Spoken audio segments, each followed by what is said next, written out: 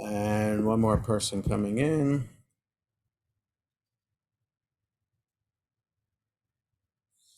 Okay. Okay, so good morning, everybody. And wanted to welcome everybody to another edition of Jews and the News. It's Monday, November 13th. And what I wanted to do today is discuss read through and discuss an article by Yossi Klein Halevi that appeared in Times of Israel. So Times of Israel is the online news source that I go to for news from Israel. I find that it is pretty even-handed. It is not particularly right-wing or left-wing. It includes op-eds and blogs from a whole variety of positions. And the standard reporting tends to be moderate in its approach. So I like it. That's just my personal preference. You might like Jerusalem Post, you might like Ynet, you might like Haaretz, whatever it is, this is what I go to. So Yossi Klein Halevi is an author. His most recent book is Letters to My Palestinian Neighbor. And he's written a lot of books like that about Israeli society. He wrote the book before that was Like Dreamers, about the people who are in that iconic picture right during the 6-Day War when the Israeli soldiers captured the Kotel, and you have these couple of soldiers who are kind of like looking up like this. So he got their names and followed up with them. Kind of like 50 years later, or 40 years later, I guess it was, what's going on with them. So he's a prolific author. He's and writer. He blogs for the Times of Israel. He's a scholar at the Hartman Institute. He's really, really an articulate person. I always find his articles a good read with a really deep perspective on what's going on. So I want to share my screen. I decided I could have just gone to the Times of Israel and shared my screen there, but you'd see a lot of ads along the side. So I just cut and pasted it into a Google Doc, and it'll be a lot easier and less distracting to see that. And here we go. Okay, so so his blog, which was published yesterday, was called "The Lonely People of History." Okay, so this is how it goes. We'll just get right into it. This is the only picture that came up with it. It's based, I guess he wrote this just based on what's going on in the news right now and what kind of reaction Israel is getting over the course of how it is conducting this war with Hamas. So I've spoken the past several weeks in Jews in the News about different aspects of that war, talking about the Jewish moral issues related to it, and the resultant anti-Semitism around the world, etc. You know, there were 300,000 people who marched in London yesterday in support of Palestinians. 300,000. But also yesterday, there were 180,000 in Paris who were marching against anti-Semitism. So there's a little bit of hope, but 300,000 marching pro-Palestinian gives pause. So I want to read through this, and I hope you'll find with me that this will be a worthwhile spending the time today on this. Go to Times of Israel to see it yourselves, save it, bookmark it, whatever. He says, perhaps the most enduring wound for Jews from the Holocaust is the memory of aloneness. For 12 long years, the international community scarcely intervened as Nazi persecution gradually turned to extermination. Even as we established a sovereign state and created thriving communities in a free diaspora, there remained a lingering anxiety that the post-Holocaust era of Jewish acceptance was an aberration and that someday we would once again be alone. So I'm going to pause, like I am now, as I read this article, just to comment a little bit. So in other words, Jews have always had to look over their shoulder, and that despite the fact that maybe times are good for Israel, anti-Semitism is low around the world. We know, those of us in the Jewish community who know our history know that that's just a lull, and that we should expect that it will, everything will go against us pretty soon, as we're seeing right now. I mean, I'm 61 years old, almost 62. And I would say for my entire life, I've taken for granted that that Jewish life in America is good.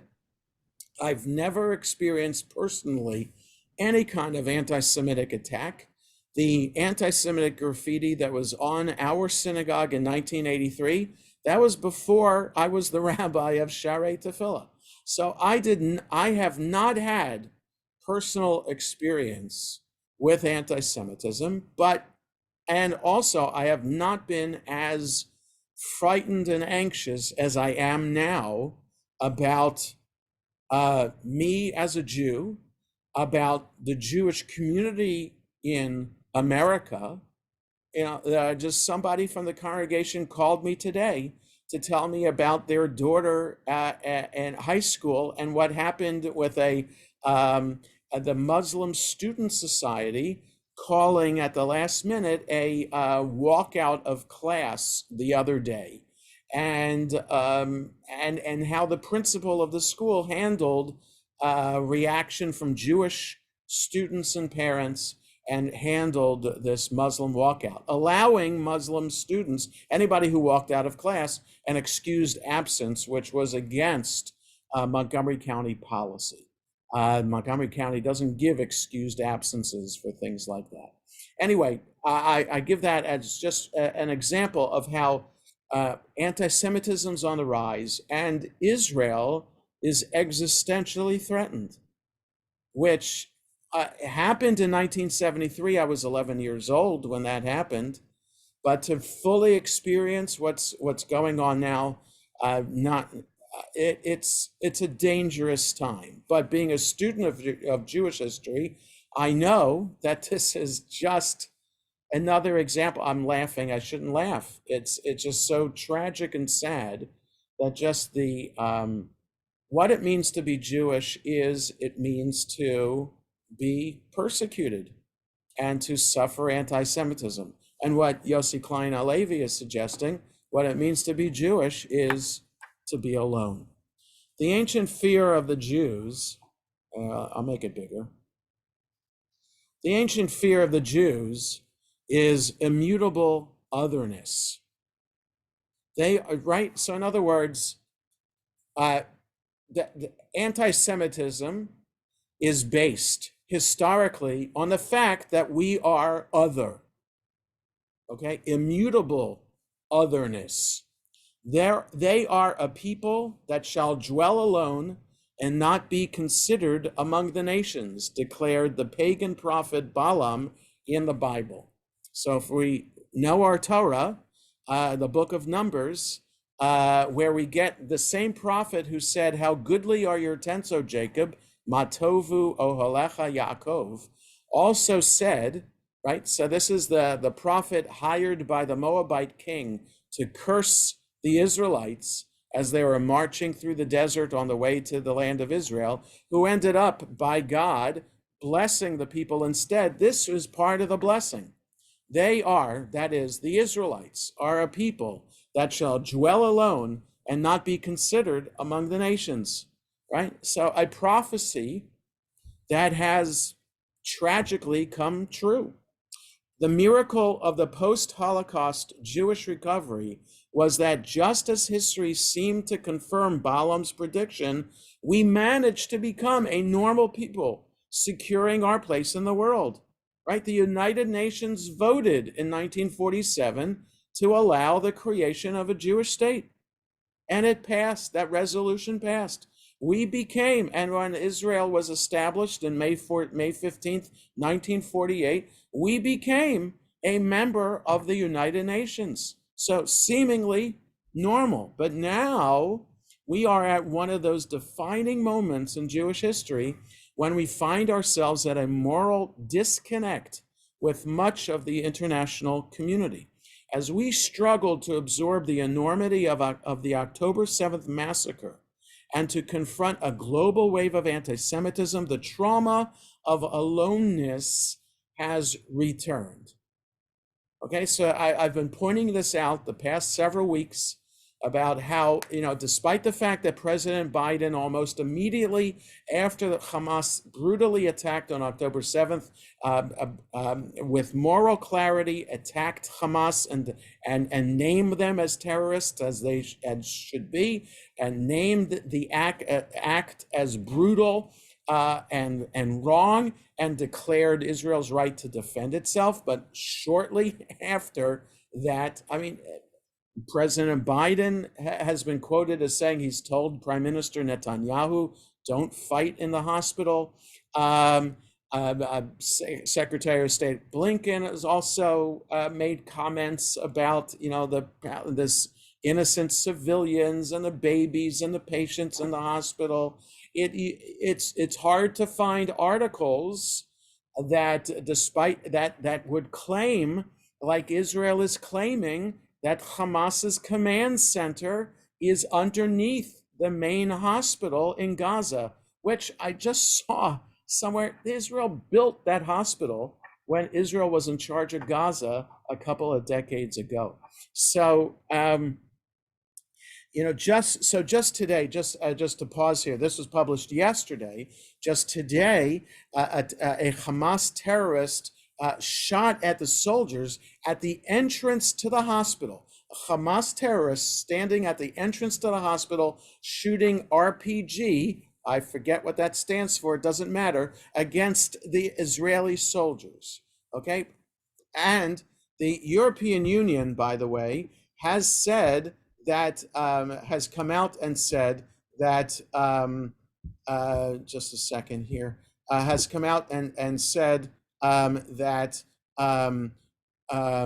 that Hamas should not be using civilians as a human shield. So today, the European Union said that. So that's kind of unusual for the European Union to say something that is seemingly pro-Israel. Okay, so aside from, but those are the exceptions that prove the rule of what Yossi Klein Halevi is saying here. The trauma of aloneness has returned. Non-Jews rarely see the bitter messages that fill Jewish social media. One typical tweet in my feed, Yossi Klein Halevi is saying, reads, first they came for LGBTQ and I stood up because love is love. Then they came for the Black community and I stood up because Black lives matter. Then they came for me, but I stood alone because I am a Jew, right? So on Jewish social media, this could be I'm not on, well, I'm on Facebook, but only for the point of seeing what's new in people's lives, not to post political things like this. So something like this doesn't really come up in my Facebook feed, and I'm not on, I am Technically, I'm on Twitter. I have a Twitter handle, as they say, but I'm not on Twitter, or what they call X now. I'm not on TikTok. I'm not on Instagram. I don't do that stuff. But this saying, Jews have been in the forefront of supporting social justice causes, right? We support Black Lives Matter, despite the fact that the organizers of Black Lives Matter originally in their charter supported Palestinians and supported Hamas in their charter, and they've since taken that down. But we support Jews as a whole in America, support social action causes, and as Yossi Klein Halevi is saying here, now that Jews are suffering and under attack, it's crickets. We don't hear anything from we rarely hear anything to support us. Another tweet shows an empty street with the words "London when Hamas massacres Jews," followed by that same street packed with pro-Palestinian demonstrators and the words "London when Israel responds." Right? That's why I said 300,000 people marching in London, pro-Palestinian. Anti-Israel rallies, we have noted, routinely attract large numbers of non-Muslims, but pro-Israel rallies attract mostly Jews, right? We'll see who shows up tomorrow, but it's sponsored by the Jewish Federations in North America and the Council of Presidents of major Jewish organizations. So it is a Jewish rally. We'll see if non-Jews show up to in support. Naively, Klein Halevi goes on, we had assumed that the October 7th massacre would linger in the world's consciousness, right? That we would think people would remember the brutality. And Israel went to the unusual step of showing reporters and political leaders a video of the atrocities, the aftermath of the atrocities. So Israel doesn't usually do that. So you would think that people would not forget, and people would not forget the 240 hostages that are being held in Gaza. Surely those who had played down Israel's security fears would now understand the nature of the threat we face on our borders. After all, this is no ordinary terror attack, but a pre-enactment of Hamas's genocidal vision. From the river to the sea, Palestine will be free. Free, that is, of Jews. Right? That's one of the mantras that's shouted over and over again at these pro-Palestinian rallies. But a mere month later, the memory of October 7th has faded, absorbed into the cycle of violence. The attacks by Hamas didn't happen in a vacuum, said UN Secretary General Antonio Guterres, citing the 56-year Israeli occupation. Both sides are responsible, added former President Barack Obama, urging us to take in the whole truth of the conflict, right? So this is the danger. This is what happened, understanding that brutality that Hamas wrought on Israel on October 7th needs to be understood in a vacuum, and it kind of condones then the brutality, and which really nothing can condone that brutality. Yes, many Jews readily acknowledge Israel bears its share of the blame for this 100-year conflict. So do Palestinian leaders who rejected every peace offer ever put on the table. From the UN partition plan to Yasser Arafat at Camp David, to so many other options have been rejected. But for all the complexity of the Palestinian-Israeli tragedy, this is not a complicated moment. No, we patiently explain the massacre was not in response to anything Israel does, but to what Israel is. And yes, the suffering of innocent Gazans deserves the world's urgent humanitarian attention, but not at the expense of moral clarity about the justness of this war. Once again, we recite the litany of October 7th, the burned and raped and dismembered bodies that were so disfigured that a month later many still haven't been identified, the dying woman paraded to cheering and abusing crowds in Gaza, the kidnapped babies and the elderly, the pride with which the terrorists filmed their work.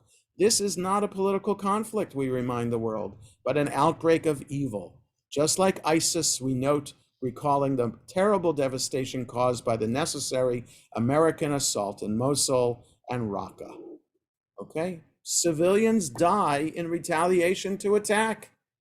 It's the way of war. It's tragic. It's tragic. You know what Colleen Halevi isn't pointing out here?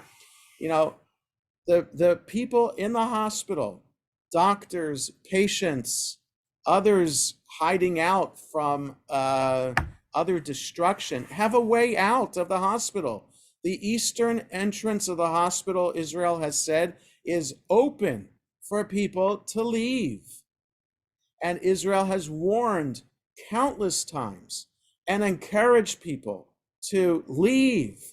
But what the world doesn't see or chooses not to publish is that Hamas attacks the civilians who are trying to escape from northern Gaza into southern Gaza. So the Palestinians themselves, the Gazans, the innocent Gazans, are being used as shields by Gaza, by Hamas, and only the European Union today has officially declared that Hamas shouldn't be doing that. Why does it take so long? But increasingly we sense that we are talking to ourselves. The post-religious West, which substitutes the ideological rhetoric of academia for a genuine language for evil, doesn't understand the old Jewish language we're speaking.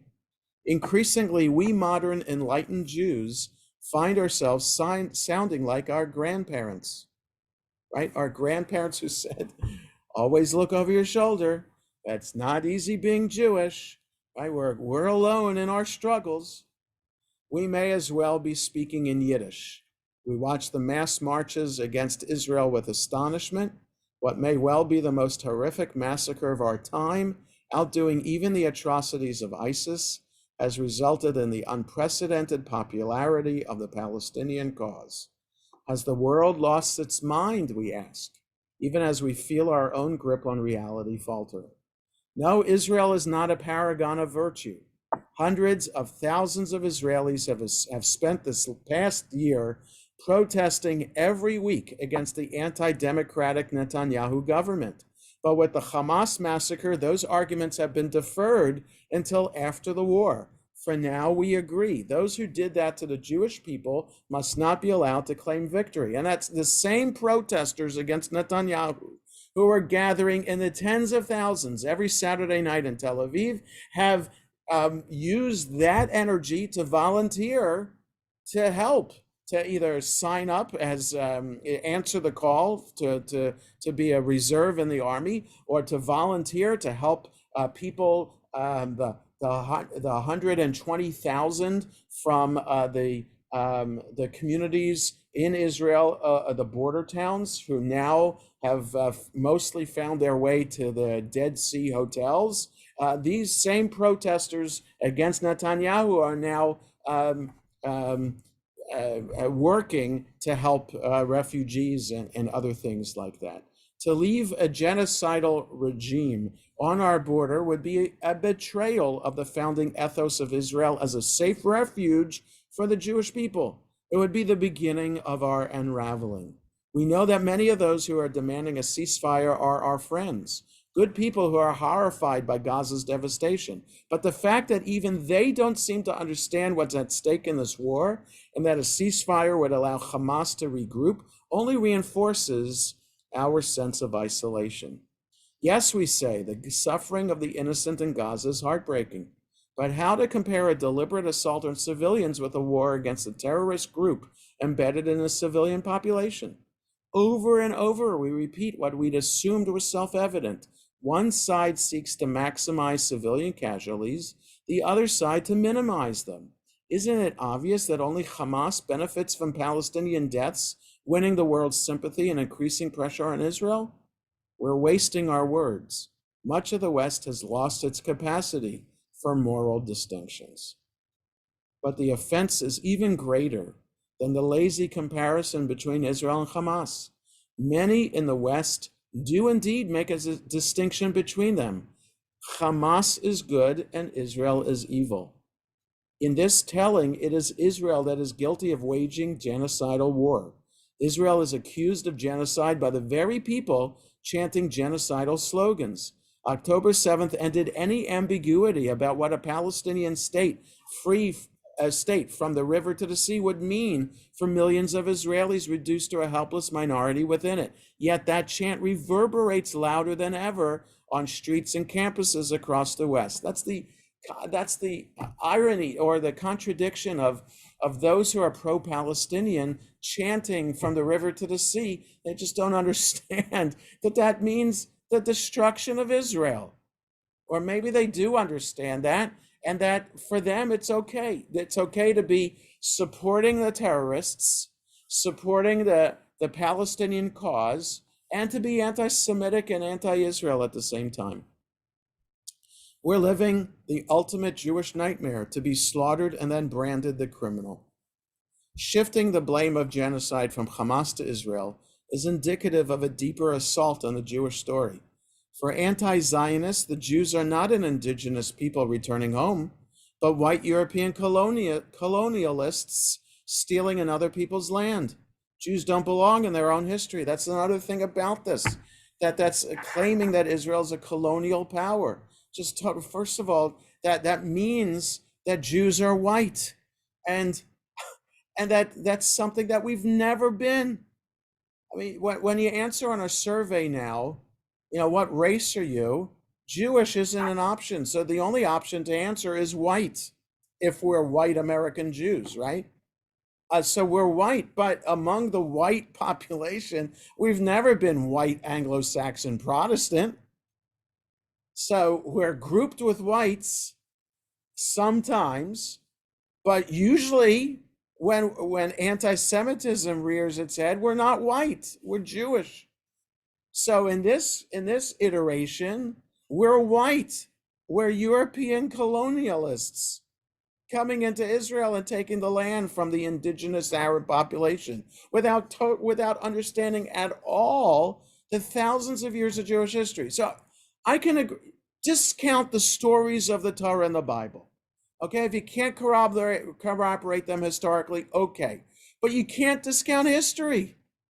History proves that we were there 2,100 years ago, the war in Hanukkah against the Greek Empire. There are sources that prove that we were there. Now, there are sources that the temple stood in Jerusalem. The first temple stood there. So we were there. So, but it doesn't matter. It falls on deaf ears because we're white colonialists in Israel, white European colonialists, right? Especially in Europe. We've never been fully part of European society. Never, ever, ever. Denying the Jewish people the right to its narrative is an echo, however unconscious, of the ancient Christian doctrine of supersessionism, which regarded the Jews as interlopers in the biblical story they had created. Instead, the church had become the true Israel, replacing the fallen Jews who had rejected the Messiah and were in turn rejected by God. Okay, so we have to understand a little bit of Christianity here, a little bit of Christian thought. You go to any cathedral, any medieval cathedral in Europe, and you'll see this depicted in the sculpture, where a woman with a blindfold, that's the Jewish community, blind to accepting Jesus. Okay, so the idea is, the Christian Bible, the Gospels, make a point of proving Jesus's genealogy, that he's descended from King David. They need to do that because the first followers of Jesus were Jewish. The Jewish story of the Messiah is that the Messiah, the future anointed one, who's going to bring peace to the world, is a descendant of King David, right? You just read Isaiah and the vision of Elijah leading the Messiah, dressed in white, riding on a white donkey, being brought into Jerusalem. That's the biblical prophetic vision, which was taken over by the followers of Jesus in the gospel by saying that Jesus is descended from the Messiah, and now the followers of Jesus who are the new Israel, hence the New Testament. The Jewish Bible, the Old Testament.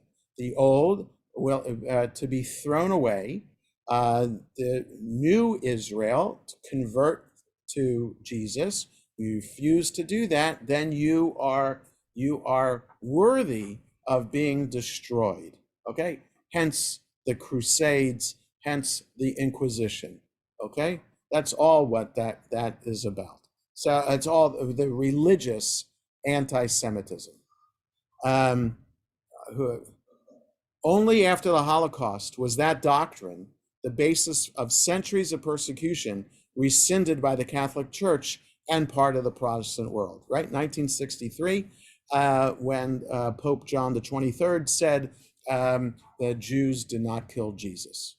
Okay, but it's taken a long time, even since then, for most of the Catholic world to accept that, and most of the Protestant world to accept that too. With the rise of this new secular version of super secessionism, the spaces in the West where Jews feel welcome, even safe, are shrinking. Universities were the Jewish entry point of acceptance into the non-Jewish mainstream. Now they are the staging ground for what feels like a rescinding of that promise. Ron Har-Novo, and I posted a link to this video last week, a leader of the Israeli democracy movement and a high-tech entrepreneur, declared he would boycott the Web Summit, an annual technology conference, because of the anti-Israel stance of its CEO, Paddy Cosgrave. In an English language clip that went viral, right, that's the one I posted, Har-Novo mocked Cosgrave for tweeting on the day of the massacre a chart comparing the number of Palestinians and Israelis killed over the last 15 years. You see, Paddy, what happened on October 7th was not another data point on your charts. It was something else unbearable. Still, we know we're not entirely alone. We cling to expressions of solidarity like talismans warding off the darkness. President Biden inspired us with his empathetic journey to Israel. We send each other clips of non-Jews voicing support, like German Vice Chancellor Robert Habeck, head of the Green Party, who berated fellow progressives for their hateful anti-Zionism.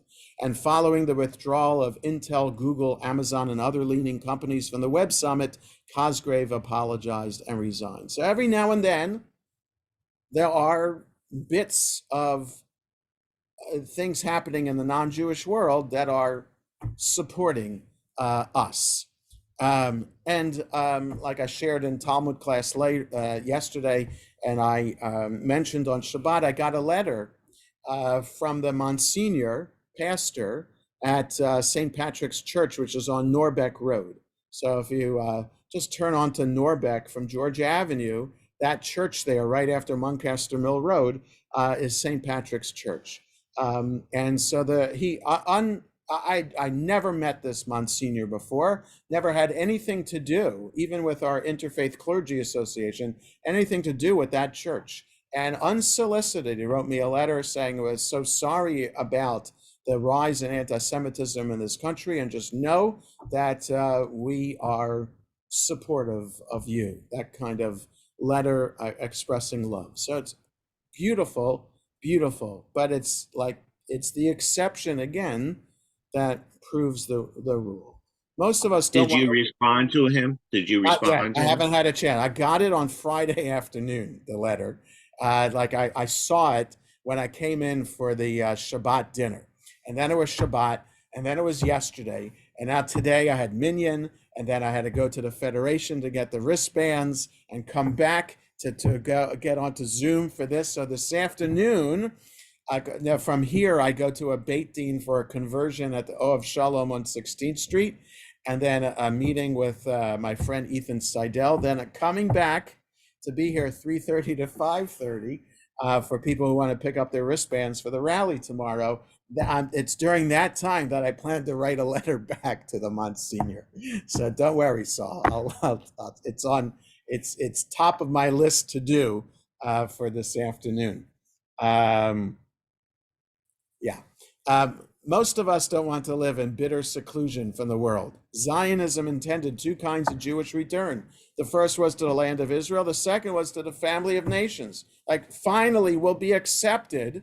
Anti-Semitism will go by the wayside, and we'll be accepted as regular members of the world community. In 1945, the overwhelming majority of Holocaust survivors embraced the Zionist vision of the dual return of the Jews to the land and to the world. Like those survivors, we reject the ultra-Orthodox approach of radical separatism and see the Jewish people as inseparable from humanity, right? So in other words, ultra-Orthodox approach, he's saying, to Judaism is a response to Holocaust, response to anti-Semitism. The world's never going to accept us. What do we want to have to do with the world anyway? Let's live our own separate, isolated lives. And most Jews don't agree with that. In fact, that's what we're studying in Talmud class. The whole tractate of Avodah Zarah is about any limits at all in our interactions with non-Jews and what those limits should be,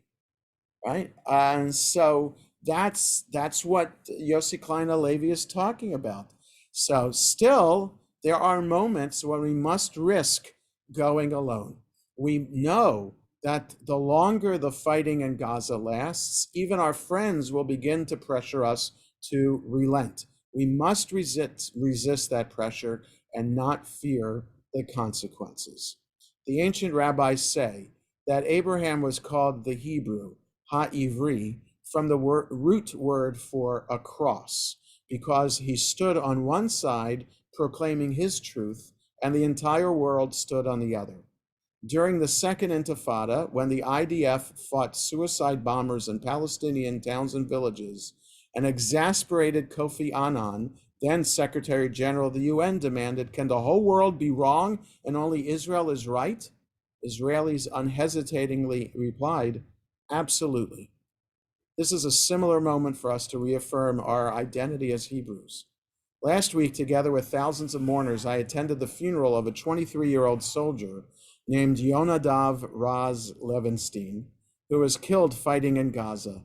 Yonadav, the grandson of my colleague and friend at the Shalom Hartman Institute, Chaim Solomon, married 2 months ago. Speaking at the gravesite, Yonadav's brother called on the government to resist world pressure and persevere. He invoked Israel's first prime minister, David Ben-Gurion, a quote, David Ben-Gurion said that it doesn't matter what the Gentiles say, only what the Jews do. Israelis across the political spectrum agree that the regime of October 7th must be destroyed. Like Ben-Gurion, we're willing to pay the bitter price of being alone. So this is a very sad and tragic article that I wanted to share with you. That puts into context what the Jewish condition is, and that what Israel is going through right now, and how we're going to stand in solidarity with Israel tomorrow, reflects this idea that we are alone in our understanding of what we need to do to survive. We are alone in our understanding of the moral issues that are at play. And it's exasperating to feel alone in that way. How could other people in the world not agree, or at least not understand what Israel and what the Jewish community is going through? How could they not see Hamas for what they are? Why does the media refuse to call them terrorists? Just that little thing. It just to understand that Hamas is terrorists, just to say that in the news would go a long way in helping the people understand what's at play here. And so that's why it is. So those of us who understand Jewish history, And I, as I try to teach Jewish history in everything that I do and everything I say from the Bima and in classes, for us to understand how difficult it is to be Jewish. So a couple of decades ago, when I became a rabbi, an understanding that when people approach a rabbi to say that they want to convert to Judaism, historically, we say we're supposed to turn them away 3 times. But in America, it seemed kind of strange to do that. Jews are part of American society. Anti-Semitism is so low. Why should you try to push people away? And now, if somebody were to approach it and say you want to convert to Judaism, you can understand that idea of pushing away. What, are you crazy? Who wants to join the Jewish community now when anti-Semitism has increased 400-fold since October 7th? Who wants to be part of this community of being persecuted and oppressed for your whole life and for generations before and generations to come?